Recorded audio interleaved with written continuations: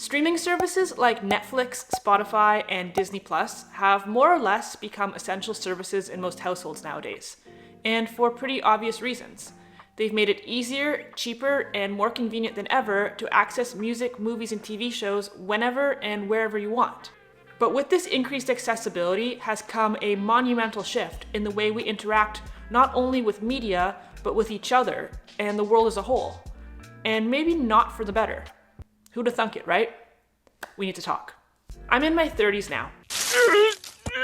Ow! Oh, my back! And if you're at least as old as I am, then you most likely have memories just like mine of the dark ages, of a time when we had to buy music one album at a time in the form of a physical CD or record. You likely also remember having to wait a full excruciating week between episodes of your favorite TV show, itching to find out what happens next. And movies were either seen at a theater or you'd rent a VHS or DVD for the weekend from Blockbuster at a later date. And beyond just explaining why my hair has started to go gray, what all of these things have in common is that they weren't particularly cheap and they weren't particularly convenient. A single CD, for example, just one album of 12 or maybe 13 songs, would run you about $20, which is a lot even by today's standards, but was particularly a lot when you consider the fact that back then, minimum wage was $5, $6, maybe $7 depending on where you lived, which means that you could essentially work for most of a day to afford one record. It should have come as no surprise then that CD burners and file sharing became a thing, and soon after that iPods and MP3 players, and suddenly we all had basically unlimited access to free music, as much as we wanted, thousands of songs at our fingertips, if we were just willing to sacrifice the family computer and fill it with viruses. A small price to pay for the new Good Charlotte album, if I may say so myself. On the surface, this increased accessibility to music seemed like a good thing. I mean, obviously artists and record labels were having an absolute shit fit that people had basically stopped paying for music. We'll talk more about that in a second. But over and above the hassle of trying to download music at a time when internet speeds were painfully slow, and over and above destroying your computer, the songs we would find on file sharing sites were usually of terrible audio quality. They were compressed and they were tinny. That is, when you could actually find the song you were looking for. I can't even tell you how many times I would go to download a song, and then when I hit play, it was just the audio of Bill Clinton saying, "I did not have sexual relations with that woman." True story. I did not have sexual relations with that woman. In response to all of this, streaming services like Spotify and Apple Music eventually took over and now stand as the most popular platforms to access music with 800 million users between them. These services presented themselves as the perfect solution that would give subscribers unlimited access to hassle-free, high-quality music of every song they could ever want and ever hope for at their fingertips, and allow musicians and labels to get paid when people actually listen to their music. Perfect, right? Well, no, not exactly.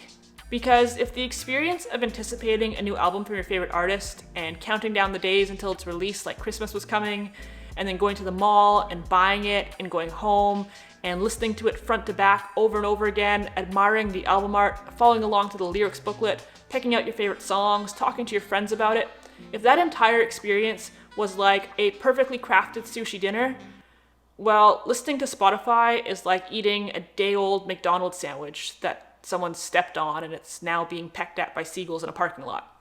Like, if you want to get technical, they're both food, but it's just not really the same. Listening to music used to be a holistic experience. It used to be an event that warranted your full attention.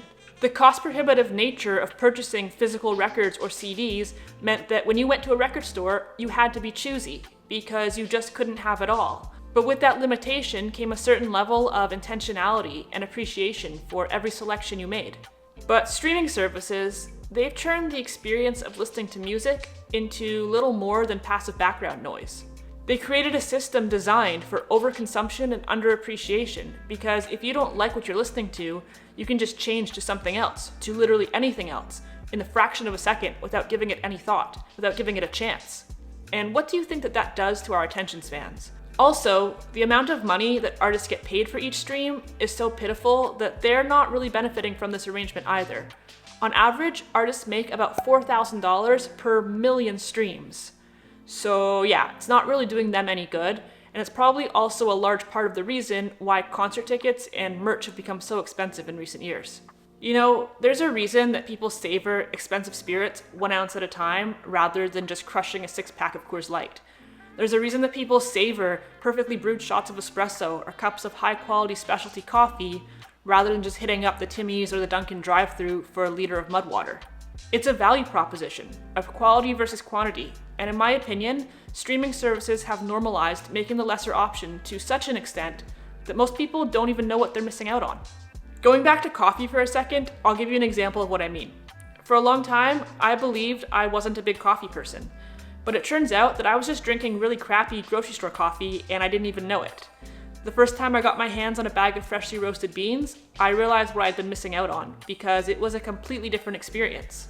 Lately, I've been getting all my coffee from today's sponsor, Trade Coffee. Trade is America's #1 specialty coffee marketplace. They partner with small roasters all across the US to curate the best possible selection so that no matter what kind of coffee you're into, like light roast, dark roast, cold brew, whatever, they have amazing coffee that is roasted to order and shipped to you within 48 hours. Right now, I'm drinking this coffee from a roaster in New York called Bean & Bean. It has tasting notes of chocolate, raisin, and toasted nuts, and it's absolutely delicious. No lie, this is probably one of the best lattes I've had in a very long time.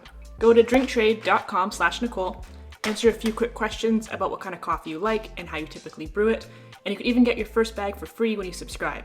If you're gonna drink coffee anyways, why not drink actually good coffee? And if for whatever reason you don't love your first bag, Trade will even replace it for you for free. drinktrade.com/Nicole.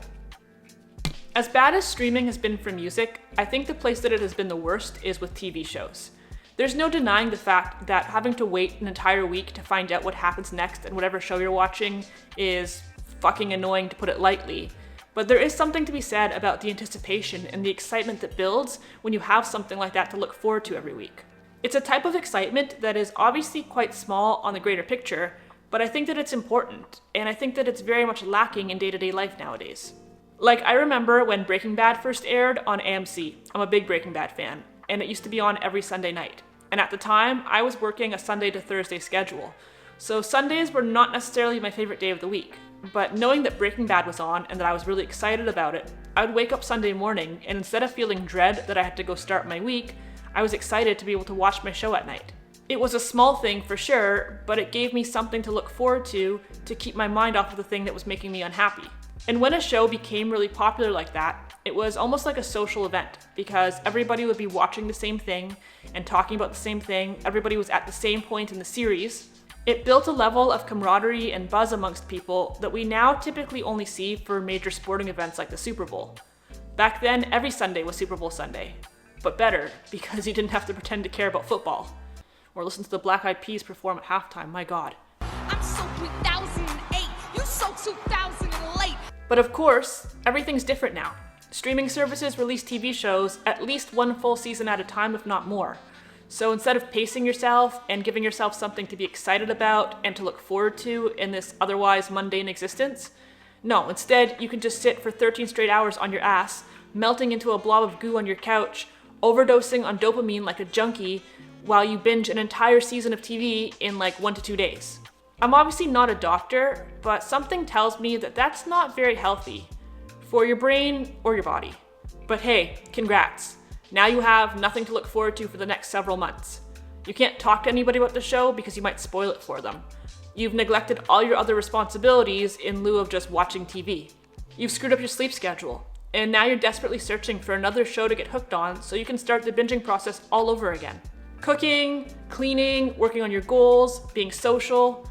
Who needs any of that when you can just live like a raccoon on a trash heap, surrounded in DoorDash bags and avoiding the sunlight? And with the absence of little things to anticipate and be excited about day to day, human nature is to seek out alternatives. So what do? You impulse shop. You buy random crap from Amazon, and then the package showing up on your doorstep gives you that dopamine hit that you're missing because your lack of impulse control caused you to watch 4 months of TV in 36 hours. You know, your brain reacts to dopamine very much the same way it reacts to drugs. And the more dopamine you force your brain to absorb, the less impactful it feels.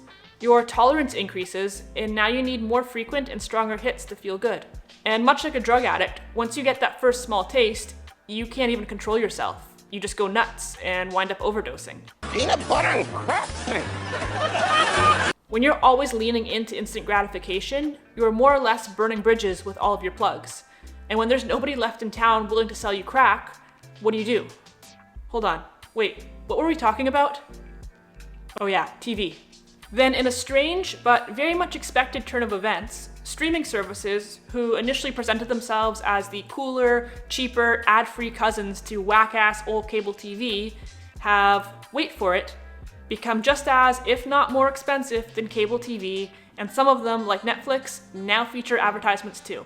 It's like we've come full circle. But bad. The average cable subscription will run you around $80 a month nowadays, give or take.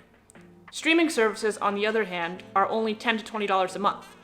But as we all know, each service offers a different array of shows, which means that if you want to be able to watch all the things you like, you're probably going to have multiple services. In fact, the average US household has not one, not two, but 4 streaming services, which, let's see, 4 streaming services times $20 each, carry the 1. Wait a minute.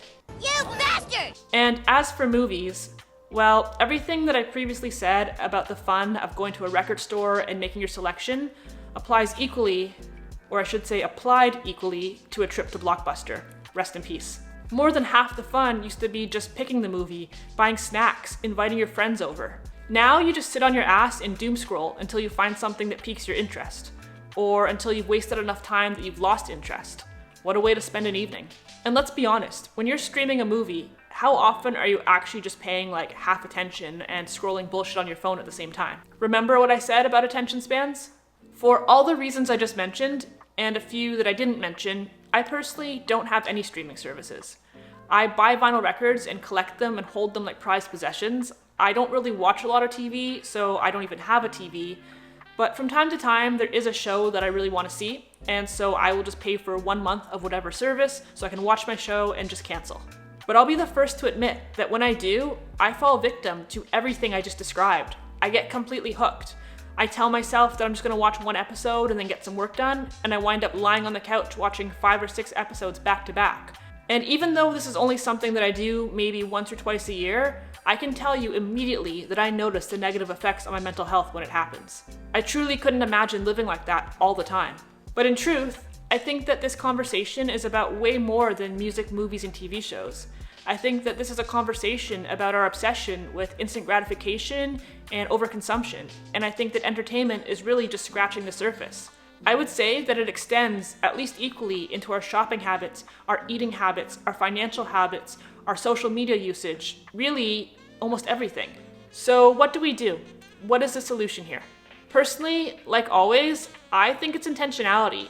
I think it's thinking more about things before we do them and questioning whether or not they're the things we actually want to be doing, the things that are actually best for us and the things that actually move us towards what we want for ourselves, who we want to be, what kind of life we want to live. Because a lot of the time, the choice that is the easiest is not necessarily the choice that is the best. And if you always pick the low-hanging fruit, you're going to miss the good stuff from higher up on the tree. But hey, as always, it's just my thoughts, and I would love to hear yours in the comment section down below. So let me know, do you have streaming services? How do you use them? How do you integrate them into your life in a healthy way? Or do you? If you enjoyed this video at all, please go ahead and hit that like button. Feel free to subscribe if you haven't done so yet. You can follow me on Instagram at according_to_Nicole. Make sure you check out Trade to get a free bag of coffee, link in the description. Other than that, thank you guys so much as always for watching. Take care, see you next time.